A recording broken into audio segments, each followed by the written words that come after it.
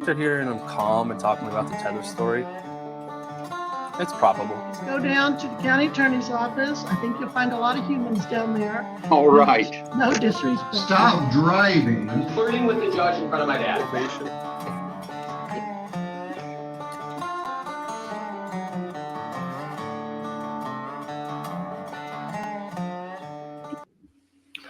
What's going on? This is Colin.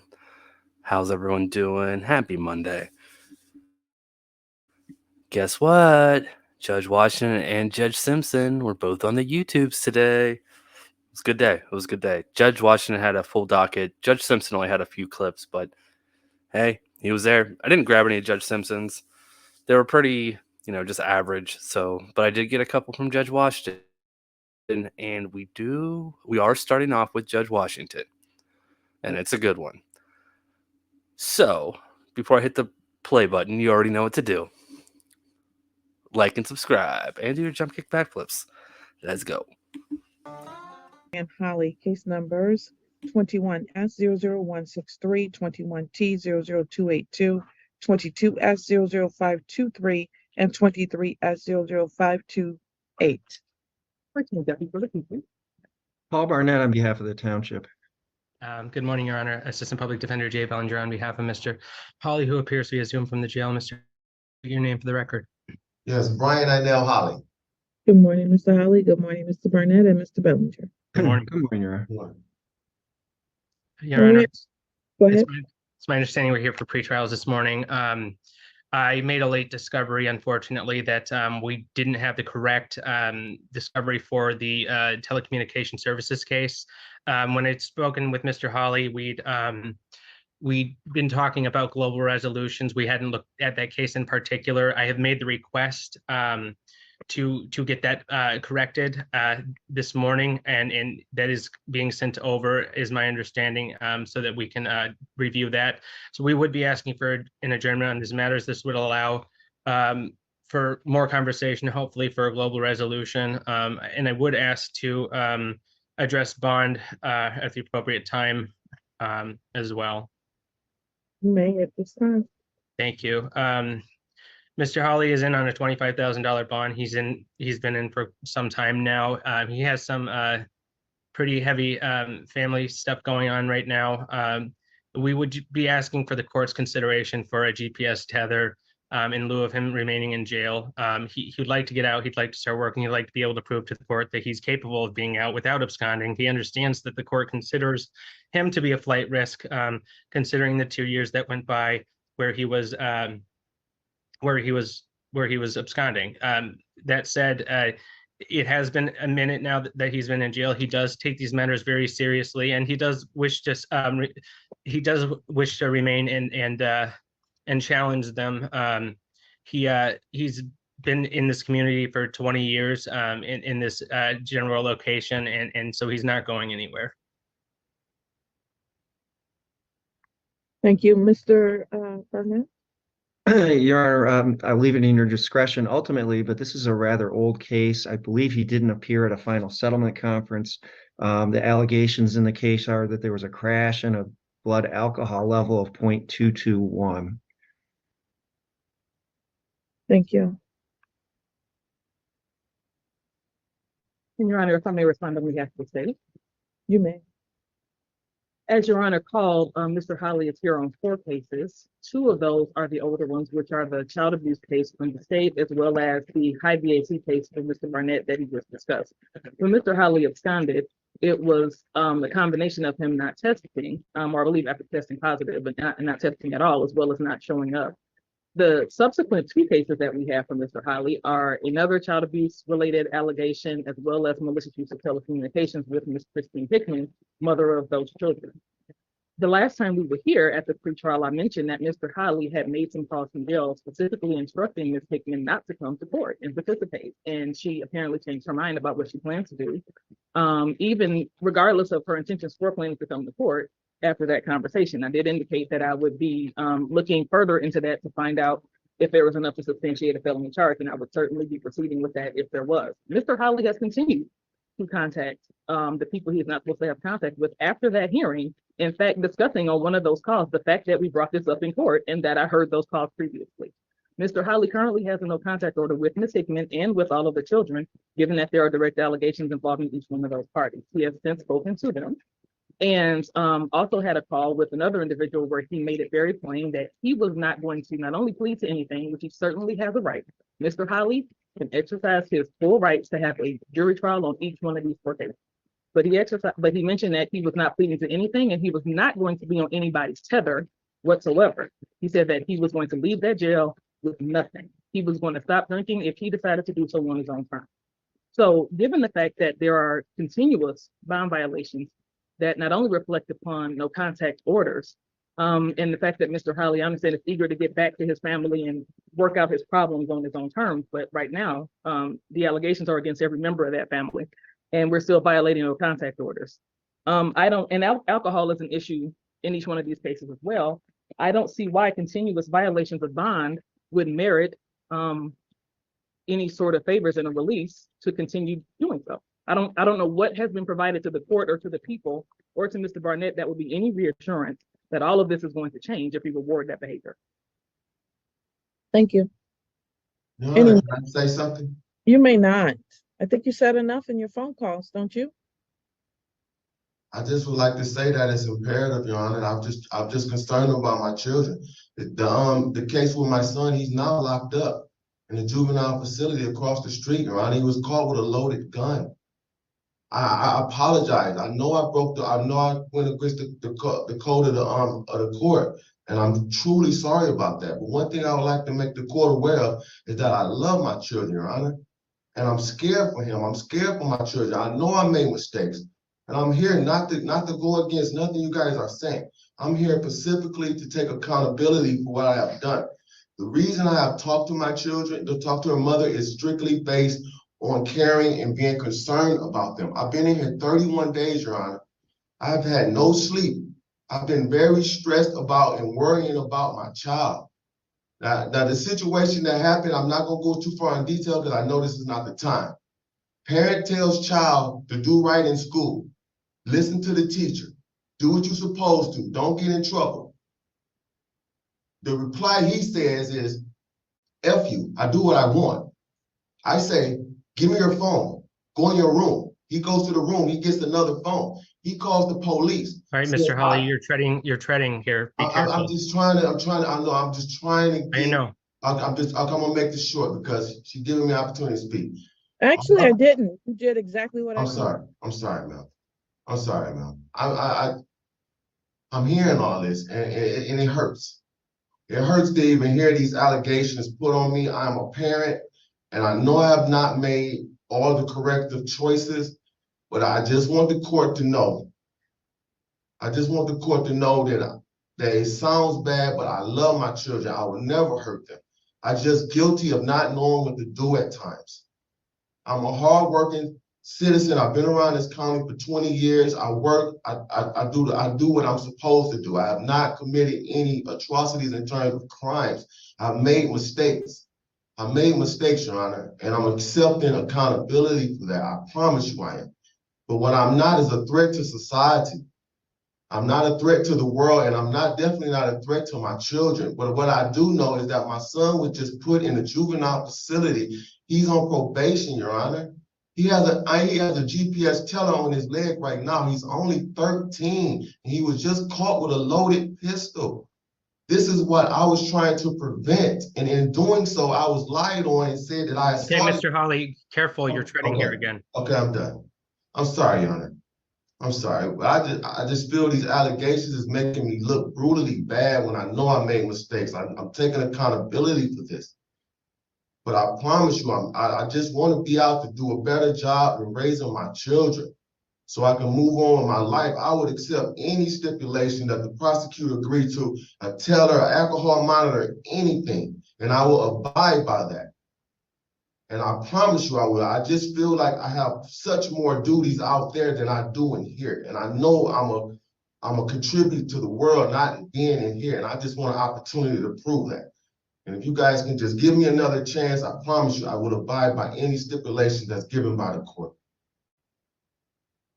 Sir, all you've proven to me so far is you will not follow any of my orders or directions at all. I told you not to speak, and now you've been speaking for about I'm sorry. maybe 7 to 8 minutes. I told you not to make any additional phone calls. You did that. I told you to show up for court. You didn't do that. So pretty much everything I've ordered you to do, you've done and you sit here telling me that you haven't done anything, when in fact you're before this court on 4 separate cases, including one which is drinking and driving involving a crash. Bond request is denied. Thank you, Your Honor. What date would you like to come back? Either November 13th, November 20th? I think November 20th or November 13th would be best, Your Honor. You're gonna be ready in a week?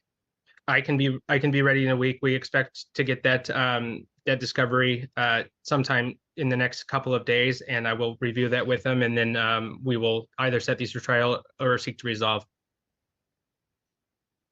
And I'm going to trial, bro. Y'all pleading guilty to none of this. It's all absurd.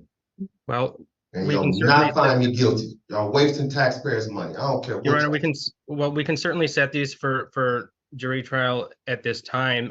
It would still give you the new discovery. If we want to set it for a final settlement conference, it might be best at this point. Your So Honor, yes. I'm sorry, no objection to that. I just wanted to bring up, the court mentioned that also with the last pretrial. Mr. Holly seems to be fixated on one of these cases in particular. The earliest case is a child abuse case involving Miss Sierra Holly, who actually did appear for the final settlement conference. Mr. Bellinger, I hope you have full discovery on that, including the supplemental reports with the photos of her in the hospital and all the CPF attachments that go with that. So, so we would not be needing to produce her, as well as the fact that she is a minor in the child abuse case, and she would need to be produced for trial by the adult that currently has the care of her. So this will not be a case of somebody not showing up. On December the 16th, 2021, it looks like the witness Sierra Holly was present and excused for future dates. So she does not need to be present. I wrote that in my notes myself. Okay. So that one will be going to trial definitively.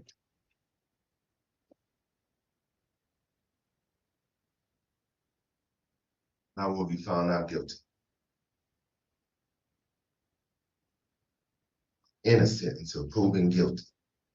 All right, Mr. Holly, please be heard. Innocent until proven guilty. Understood.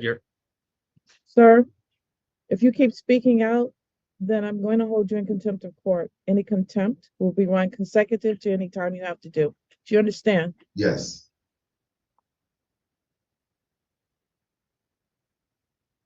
November 16th, 2023 at 9 a.m. for final settlement conference. And December 1st, I'm sorry, that should be 11 a.m. for the final settlement conference. December 1st, 2023 at 9 a.m. for the jury selection. The defendant needs to have proper clothing so that he appears appropriately before the jury on that date. So please make sure that he is prepared for that date. Okay. And Your Honor, I will be submitting an amended complaint. There is an error on the case that Mr. Holly is so fixated on with his older son, I believe. And so I was just incorporating, I was going to dismiss that case with the global resolution, but since we're going to proceed on it, I do need to make a change to it. So I will submit that to the court as that. Please submit it as soon as possible so that they can be prepared for the trial. Will do. Thank you. You're all set, Mr. Holly. I see you on November 16th. State of Michigan versus. Yeah, that was fun. Told you. Judge Washington is back. I hope we get to see. I don't know what I'm saying. I'm hoping we get to see the trial, but I don't think Judge Washington does her trials on YouTube. Anyways, it was a good one. I'm glad to see Judge Washington back. All right, next clip. Let's go. Matthew Sneed, 23270. And appearance, counsel? Good morning, Your Honor. Christopher Shempke appearing on behalf of my client. This time extended to the matter being heard via Zoom. Thank you. And Mr. Sneed, can you please unmute and state your name for the record? Matthew Sneed. All right, thank you. You can all right, today's the date scheduled for a probation violation. Mr. Sneed was sentenced on April 27th. On April 27th in this matter, and it's alleged, and he's on probation for operating while visibly impaired by alcohol. It's alleged on August 13th, there's alcohol use, and September 19th, Mr. Sneed tested positive for alcohol. There'll be technical violations number 1 and 2. And counsel, what's that? Yes, Your Honor, my client's aware that you could have a violation probation hearing that will not be necessary.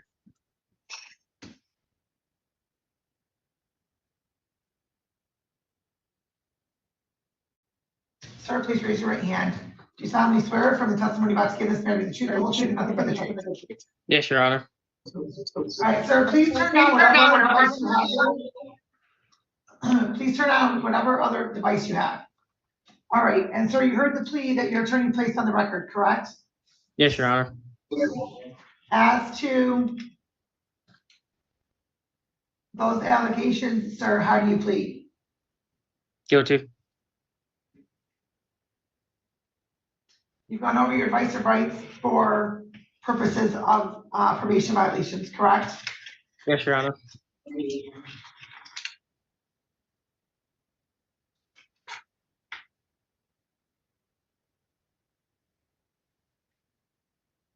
And you understand all of those rights, correct?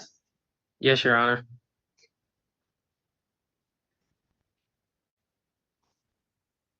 And you understand that by entering into a plea, you'll be waiving some of those rights, specifically your right to a contested hearing. Yes, Your Honor. You also understand the possible penalty as a result of your plea. And the specific recommendation in this matter is for you to continue and complete all terms of probation. Probation to be extended for a period of 3 months from January 27th. $50 probation violation fee, 30 days on the alcohol tether, attend outpatient, and jail for any future violation. Yes, Your Honor. And knowing all that, you still want to continue with your plea. Yes, Your Honor. Has anybody promised you anything, threatened you, or coerced you in any way for you to enter into a plea? No, Your Honor. All right, counsel, if you can please ready your client. Yes, I'd like to direct your attention back to August 13th, 2023. Did you consume alcohol that day? Yes, I did. And then a alcohol test taken on September 19th indicated the use of alcohol. Did you have alcohol on or before that day? Yes. Satisfied, Your Honor. The court is also satisfied the plea is knowing, voluntary, and factually accurate. The counsel asks for the recommendation. I ask they be adopted. Shemke's working overtime today. All right, the court will also note that the test was September 19th, but somehow those results were not emailed to us or notified to us by the testing center. Otherwise, sir, you would have been scheduled in court much sooner than today. And sir, here's the concern I have. You were a .21 at the time of your offense that you're currently on probation for. Then on your test from September 19th, you're positive for alcohol. And that was after you had police contact for consuming alcohol and you were a .18. So I'm not sure what part of you're not to use any alcohol are you not comprehending? I wasn't before, I am now. You weren't what before? Comprehending the non-use of alcohol. Can you please clarify that, sir? So the first charge was for a friend's birthday. I should have never went out. And the second charge, we watched football on Sunday and had a little party. Okay, I understand that part, but you said that you were not comprehending, but now you are. Because obviously I drank alcohol in them 2 days, knowing what the consequences were. But now I know the consequences. So knowing that you have the potential to have probation violations and serve jail time, you still decided to disregard this court's orders and consume alcohol. Yeah, unfortunately, Your Honor, but I won't do it again. A lot of alcohol.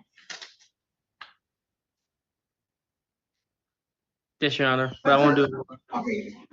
Well, sir, you say that, but here's what I see. You used alcohol on August 13th and you were 0.18. Okay. You had police contact. Then you still, a month later, continued to drink while you were watching football. So I don't believe you've learned your lesson, and I don't believe that you're not going to do it again. And I don't believe that you weren't doing it between the time you were sentenced and the time you were caught the first time. Yes, Your Honor.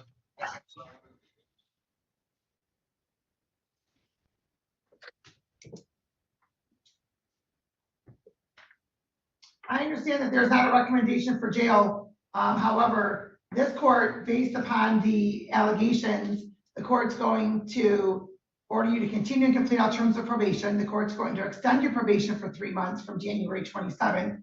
So that puts you into April of 2024. The court's going to order a $50 probation violation fee. The court's going to order 5 days jail.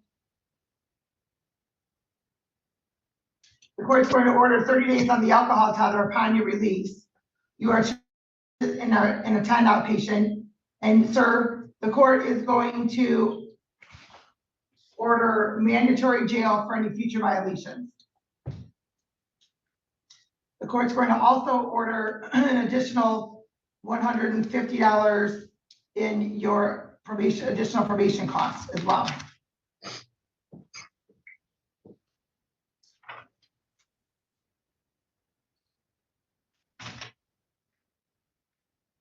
So this court intends for you to comply with its orders. Yes, Your Honor. And if you cannot go in social scenarios without consuming alcohol, sir, then don't go in the scenarios. Perhaps one thing in outpatient counseling that you'll work on is how you can be in those scenarios without consuming alcohol. Yes, Your Honor. All right, you're going to be reporting to jail tonight. Do I turn myself in? Yes, you're going to email into Ms. Shaw and she'll tell you how you go about doing that. Yes, Your Honor.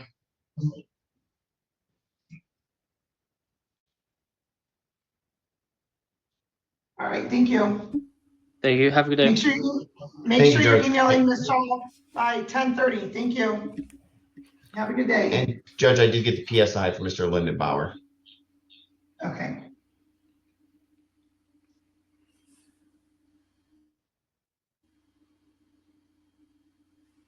All right, that should be it. Yep. All right, yeah. Judge DiSanto dropping the jail bomb down. Yeah, it was that guy. That guy didn't really seem to be fazed by anything. Like, yeah, I did it. Sorry, won't happen again. Yeah, I'm guessing that's not gonna end well. All right, last clip is our good friend Judge Middleton. And this guy, I don't know if I played this clip. I think I did, or I saw it on someone else's channel. I know I grabbed it when it happened. I just don't remember if I played it or not. But it's the guy who, you know what, you'll see. But it's the follow-up. It's the follow-up to a bad dude. And yeah. But Judge Middleton, you know, it's a good time. Oh, before I hit play, thank you everyone for coming to visit Deborah and I last night. Deborah, thank you so much for your time. Once again, it was a blast. It was a blast. And most of the people in the comments loved you. So, yeah, you're coming back.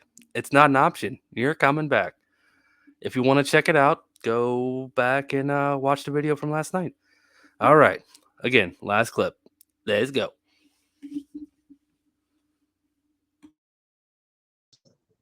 It's the least I could do, Your Honor. I got your email when I got home from Chicago last night. And I responded, and Mr. Marvin will be here momentarily. As I said, please stop hurting yourself. He said, well, I don't know what he did. but I'm sure it was something he wasn't supposed to be doing. Well, Judge, I got So- trampled, Your Honor, by a wild pony. Okay. All right. Well, I agree. Judge, It was something you weren't supposed to be doing. exactly. Well, Judge, actually, it was a full-size quarter horse, but when you're on the back on the ground, they all look the same when they're going over the top. We are looking for Mr. Dane Klein. All right, very good. Jay, let me go get the file and I'll be right back. And I appreciate you're willing to do this. Good luck tomorrow with your surgery, but let me get the files. I'll be right back. Thank you, Judge. Your client is here. Good. All right. He's only gone a second, but while that's going, if you haven't liked and subscribed already, why not? Oh, that's why he was only gone a second. I fast forwarded. It was probably doing something. How are you? I'm pretty good. Climbing trees again? Oh, I got trampled by a wild pony. He was climbing trees. I told him what you said. It was probably doing something he wasn't supposed to be doing, which is probably accurate. All right, let me turn the record on. Mr. Feld, do you wish to speak to Mr. Klein before we begin? No, we spoke yesterday, Your Honor. All right, Mr. Klein, would you come up and have a seat?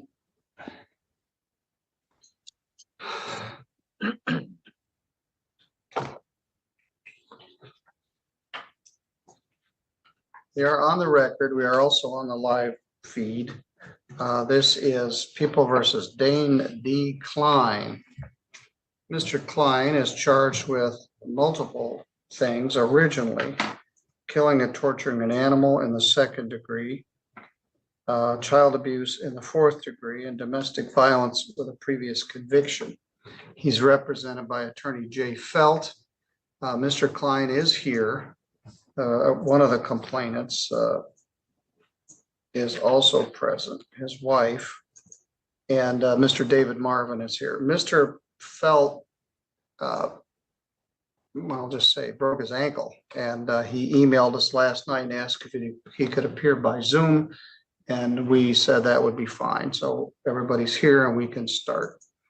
Mr. Marvin checked in a little earlier this morning just to tell me he was going to be here because this is a difficult set of facts. The defendant pled to 1 count of animal cruelty, a 1-year misdemeanor. He had been in custody from August 27th to August 26th to September 26th, I believe. Yes. So I think he actually had 30 days of jail credit. The matter was reduced to this charge, and I wasn't convinced I was getting the whole story from the defendant. I reduced the bond, lifted the no contact provision. The parties do have an infant child, which was troubling. And so I wanted to get more information and see what was going on. So Mr. Felt, will give you the opportunity to speak first. And what would you like me to know? Well, since then, Your Honor, they've also gotten married as they had planned on doing anyway. I don't know if that adds or detracts from the chaos or however you may view the relationship. And I understand there's a lot going on here. It might be viewed as very complicated, and on the other hand, it might be viewed as relatively simple and not so out of the ordinary, at least. And one overriding, well, when I get to what Dane's already done, a month in jail, which would seem to be suitable punishment for the charges he finally pled to, even with all the surrounding chaos. But the immediate issue the judge had with respect to the question, what the hell's going on here? What happened here? My client was interviewed unfortunately, way too briefly, but his interview, witness interview, he says, I didn't hit Miss Klinger. I was intoxicated, and I didn't kill the guinea pig or throw the guinea pig cage. That's true. And I told the prosecutor early on, despite all of the other allegations and statements and et cetera, my client will state truthfully and could be polygraphed on it that I did not hit, push, or shove my fiance or punch her. And incidentally, or kill a guinea pig, or throw this guinea pig against the wall, kill it. The guinea pig ended up dying because of his misconduct, but he didn't intentionally kill the guinea pig. So he did not assault, hit, push, shove, or punch her at any time. And at no time during all of this fiasco was she holding this child. Shauna Hayes told me that never happened. I was babysitting the child. I had the child. So I simply presented a court. That's the factual foundation. And on the other hand, what did happen? They were both intoxicated. They had the night off. Shauna Hayes was babysitting. Miss Klinger did say he was intoxicated, but left out the other part. So was she. They had the night off and they'd been drinking. They were out on the porch and got into a tussle over these car keys. And a friendly tussle over these car keys about who was going to drive or who wasn't going to drive. And in the course of that tussle, they fell over and he knocked over this guinea pig cage or it, if you want to say it was thrown against the wall, well, it was, but it wasn't picked up and thrown against the wall. All right, well, you're testifying. I'm sorry. I thought I was offering allocution. Well, you are, but you're stating everything you're saying as if it's absolute fact. And I'm sorry, go ahead. But go ahead. I'm taking all this with a grain of salt. I certainly know you are. And because of your upset and comments last month, I think it merits my commenting on what I present to the court as a set of facts upon which this guy should be sentenced. Of course, you decide what the facts are, but I'm not testifying. I'm offering what others have said and what my client will tell the court as part of his allocution, but I'm choosing to offer it myself. So if I may continue, and if not, you cut me off as you choose, Your Honor. I'll simply say that. But again, I'm representing the court that my client didn't on purpose kill a guinea pig, throw it against the wall, and et cetera, et cetera. I think what instead happened here, and if he'd been interviewed, he would have told all that. He hadn't had a chance to do that. That's why I'm offering it. You instead have a multi-page report of statements from Ms. Klinger. I simply offered to you, proposed to you, that it's been dramatically embellished. If somebody else chose to label it, and in part due to her intoxication, in part due to her upset. If somebody else chose to label it a false police report, they could. I simply presented a court. It was an embellished police report and had a lot of stuff in it that didn't happen. And at least to the extent my client says that didn't happen. And I believe there's a lot of it now being, well, Mrs. Klinger says what she says now. I'll leave it at that. Which is, I would say parenthetically, which is that a lot of that didn't in fact happen.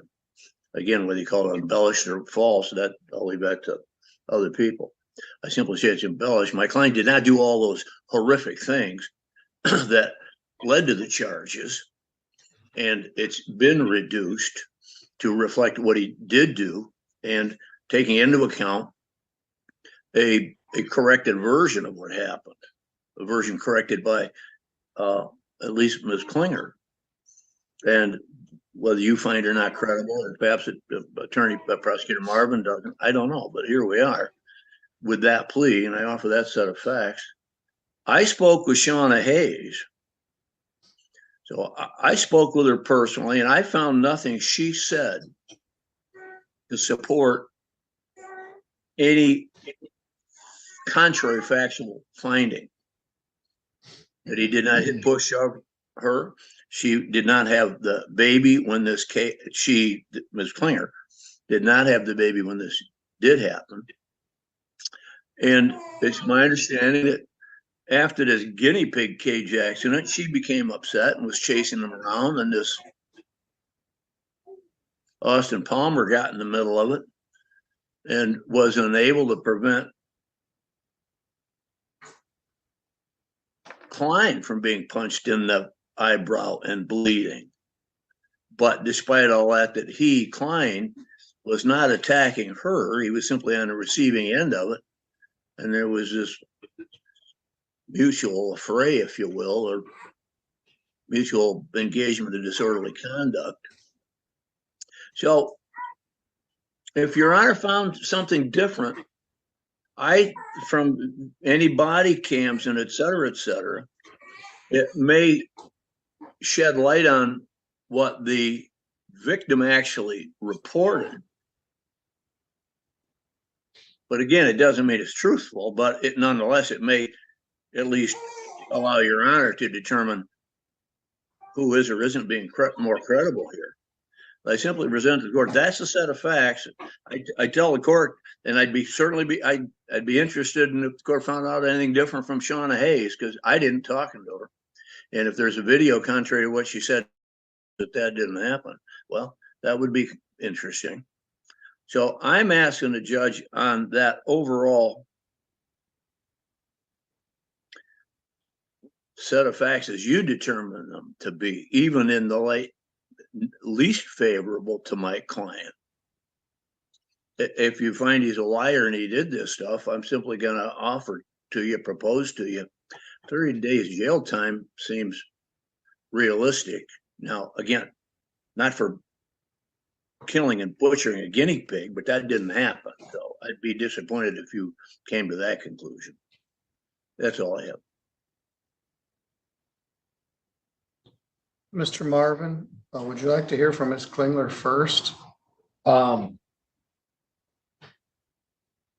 All right. I'd like to set the tone. All right.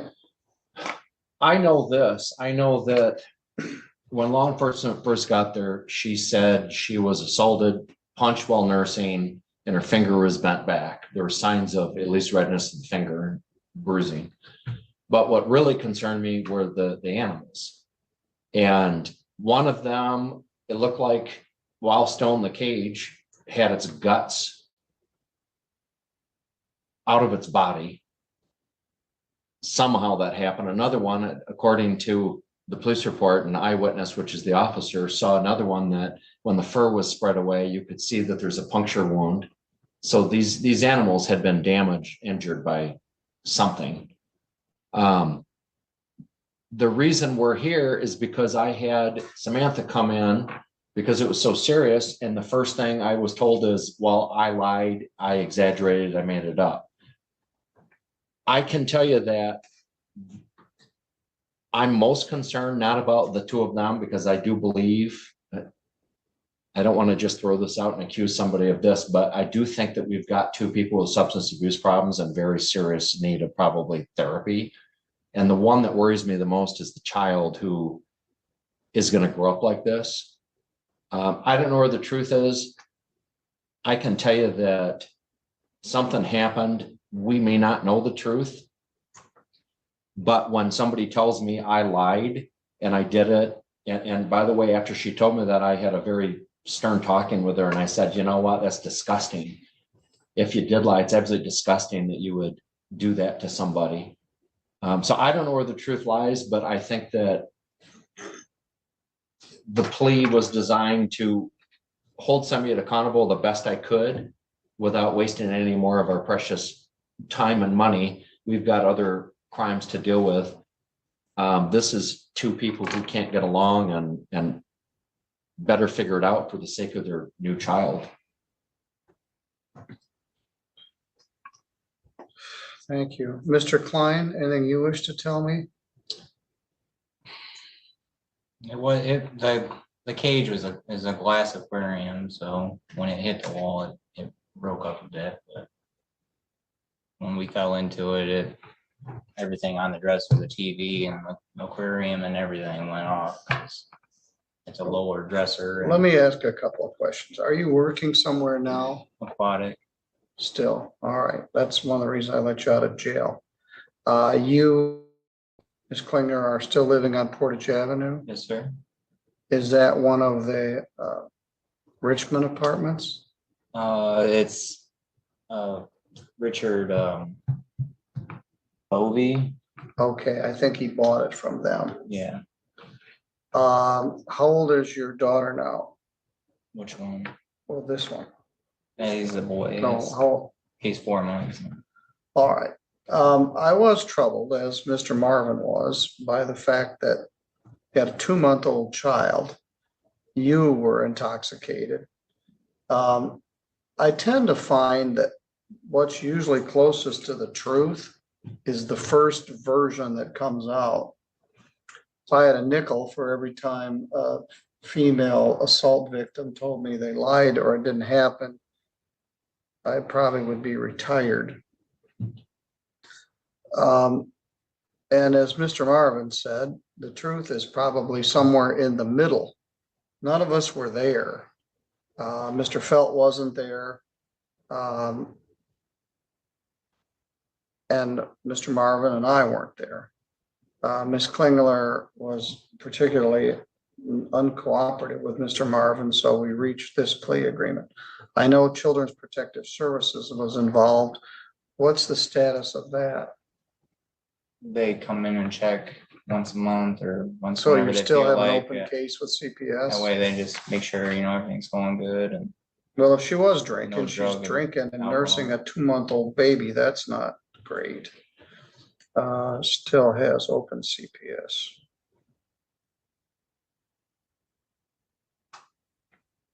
So between Mr. Felt and Mr. Marvin, you came up with this deal. I've said this more than once. On my tombstone, I'm gonna put the truth is somewhere in the middle. And I wasn't there. And Mr. Felt, our days of polygraph examinations are long since past, showing that we're about the same vintage. Once upon a time, we had a polygraph operator on staff in the prosecutor's office, and we would regularly do polygraphs. Oh, in this day and age, no one would do a polygraph on a case like this, but once upon a time, about 40 years ago, we used to do a lot of it. It helped resolve a lot of cases. So I don't know what happened. I think you're in a toxic relationship. She alleges there was one incident where she went to go and get cigarettes, so she's a nursing mother smoking. That's when you bent her finger back, and her friend Shauna verified her version. Then her version was she didn't want your friend Austin to leave because he was drunk. All this, and then you were jealous, and that's when a lot of this happened. So something bad happened. She didn't just gratuitously decide to call the police. In fact, I think they'd been there twice. So there's some fire under this smoke. she didn't call the police. Somebody did. I think they'd been there twice. Grandma called the police. Yes. Her mother called the police, Your Honor, about 5 a.m. after all this happened. Yeah, I thought they'd went there. I thought they'd been there twice. And these animals were, well, they knew the names of them. They went by one, and she told them what happened to them. So I have some bad feeling about what's going to happen next, but let's hope for the best. As Mr. Marvin indicated, what he had to work with is what he had to work with. I'm going to order 31 days in jail, credit 31. CPS is involved. I'm not going to do a probation. But I would like to hear like nothing more about this, meaning you guys get your ducks in a row. for the sake of this child, smoking, drinking, fighting, drunk friends over the house, just bad situation all the way around. Any money I take from you will be money away from your family. I'm gonna order a $75 crime victims' rights fee and a $50 state minimum fee. Turns out you got 31 days in jail for everything that went down. And I don't think any of us are gonna know exactly what happened. But as I indicated, I think that truest version is closest to the first version. 125, I'm gonna give you until December 6th. 8th. I can't make the fine any lower than that. 31 days jail, credit 31 days, $125. And continue to cooperate with CPS. You can, do you have the money right now? No. You can go out and go to your right. All right, while they're finishing up, I am gonna go ahead and peace out. Thank you all for watching. If you haven't done it already, please like and subscribe. If you would like to donate to help the Colin Supporter Fund, it is down in the link's down in the description.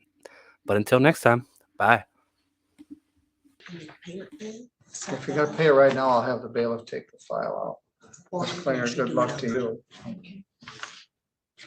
He just wanted to know where to. Oh, right down here, all right. He does not have the money. You're free to go. You pay it by credit card. There's instructions in there. You can send in a certified check or money order or pay in green cash right out there. Okay. Thank you.